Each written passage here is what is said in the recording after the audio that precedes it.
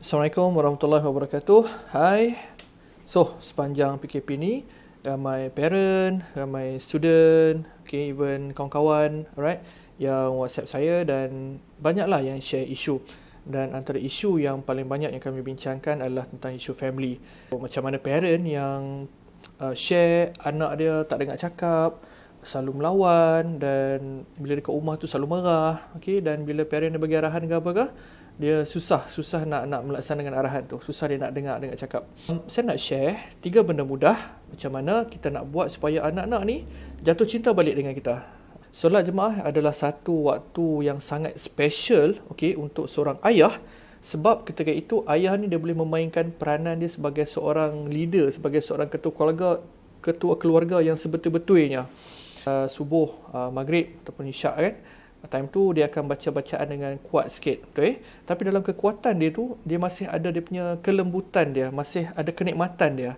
Biasanya lepas pada solat tu pun kita akan terbawa-bawa untuk cakap dengan anak-anak kita, untuk cakap dengan isteri kita kalau seorang, kalau ramai untuk cakap dengan isteri-isteri kita, okey, menggunakan intonasi yang macam tu.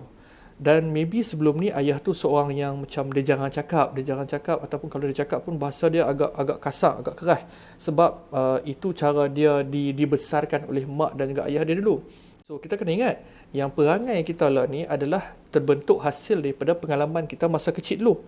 Okay? So kita tak boleh nak salahkan sangat kepada parent ni. Cumanya parent dia kena ada satu kesediaan untuk dia tukar dia punya frame dia. Okay, frame dia bercakap, frame gaya hidup dia, apa semualah. So nanti yang tu saya akan bincangkan kemudian. So, yang first yang dia boleh tukar dia bersolat adalah gaya dia bercakap. Okay, nampak So, kembali kepada kelembutan, penuh dengan kasih sayang. Okay, sebab dia terbawa-bawa masa dia sembahyang solat tu. Yang kedua, benda bagus, benda best ni kalau kita solat jemaah apa dia?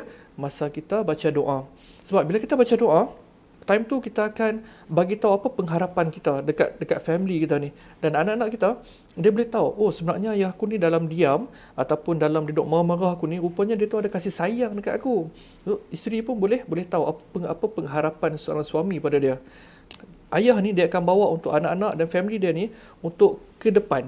Okey, apa target family dia? Okey, apa yang family dia nak capai dalam tempoh 5 tahun, 10 tahun. Okey, contoh dalam doa dia, ya Allah ya Tuhanku, bagilah anak aku ni dapat seri A dalam SPM.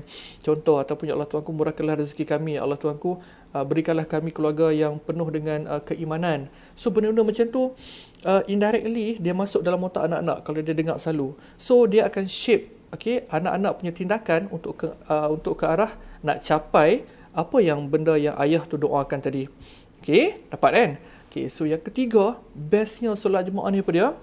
Bila kita solat jemaah, last kali bila kita salam, bila kita tengok muka isteri kita, bila kita tengok muka anak kita, okay, especially anak perempuan lah, mereka berpakaian telekung kan. Dan telekung ni, pakaian dia hampir menyamai kain kafan. So dekat situ, dia buatkan dalam hati kita ni, dia buatkan kita terfikir yang someday, macam mana kalau anak-anak aku ni, isteri aku ni betul-betul mati, betul-betul meninggal. Kan, so perasaan kasih dan sayang tu akan terbit, akan lahir daripada hati kita ni. Dan dekat situ juga dia mempersoalkan, dia buat kita fikir apa tujuan kita hidup. Nampak, bila kita fikir pasal mati, okay, kita fikir pasal mati ni, tapi dalam masa sama mati itu akan membuatkan kita fikir apa tujuan kita hidup. Okay, so dekat situ kita akan berusaha ke arah kita nak menyayangi family kita.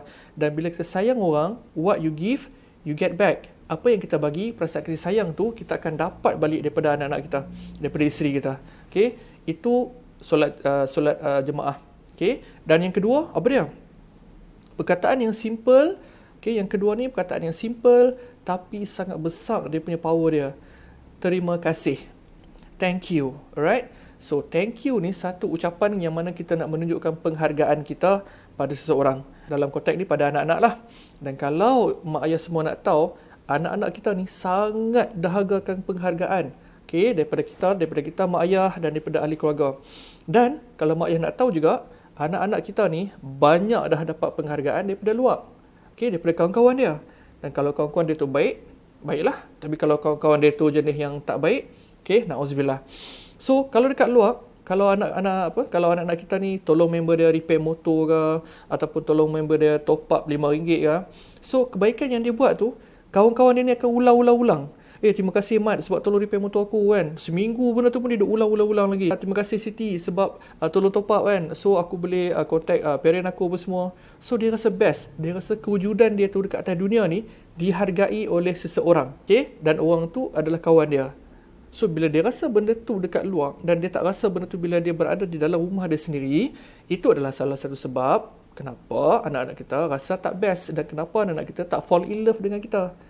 Dapat benda yang mudah. Kalau anak-anak kita lepas bangun tidur, lipat selimut dia. Okay, so terima kasih sebab lipat selimut. Lawalah kemas dalam bilik, okay, bagi pujian sikit. Ataupun kalau anak kita pergi dekat dapur, dia basuh pinggan semua, terima kasih sebab cuci pinggan. So bila kita bagi that kind of macam pujian, so lama-lama dia akan best dan dia akan nak buat lebih lagi. Dan dia akan buat lebih banyak kebaikan untuk dapat lebih penghargaan, lebih ucapan terima kasih tu. Dapat simple tapi padu kan. Alright. Yang ketiga, minta maaf. Okay, minta maaf.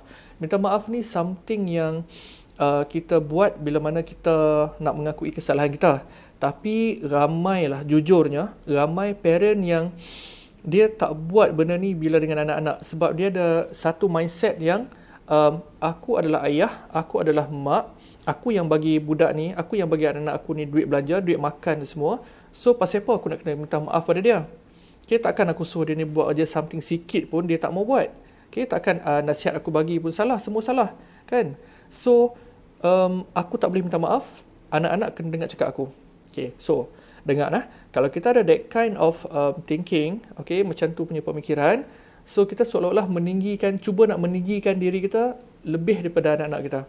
Okay, dan ingat, Allah kata apa? Allah kata, sesiapa saja yang kalau dia cuba nak meninggikan diri dia di hadapan manusia lain, maka Allah akan merendahkan dia punya martabat dia.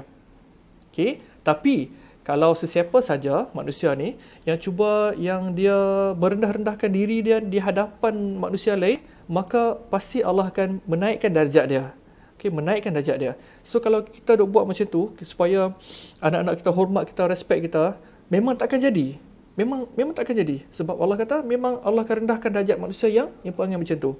So kalau kita ada buat salah, walaupun kita ayah, walaupun kita mak, cakap saya minta maaf, cakap abah minta maaf, okay, abi minta maaf, ayah minta maaf, bapa minta maaf, okay, tak kisahlah, minta maaf. And then daripada situ anak-anak ni akan rasa dia ni macam special. Sebab ayah aku minta maaf dekat aku. So maknanya aku ni somebody dekat dia. So kehadiran aku atas dunia ni maknanya meaningful lah, bermakna lah. Okay? Anak-anak akan rasa macam diri dia tu special. Dan darjat seorang ayah, seorang mak yang minta maaf pada anak ni takkan jatuh pun. Okay? Malah macam aku cakap tadi, macam saya cakap tadi, Allah akan naikkan darjat dia. Okay? Dapat tak sesuatu daripada perkongsian benda ni? So 3 benda yang paling simple. Kalau kita buat benda ni, insya-Allah keluarga kita akan jadi keluarga yang orang kata mawaddah lah.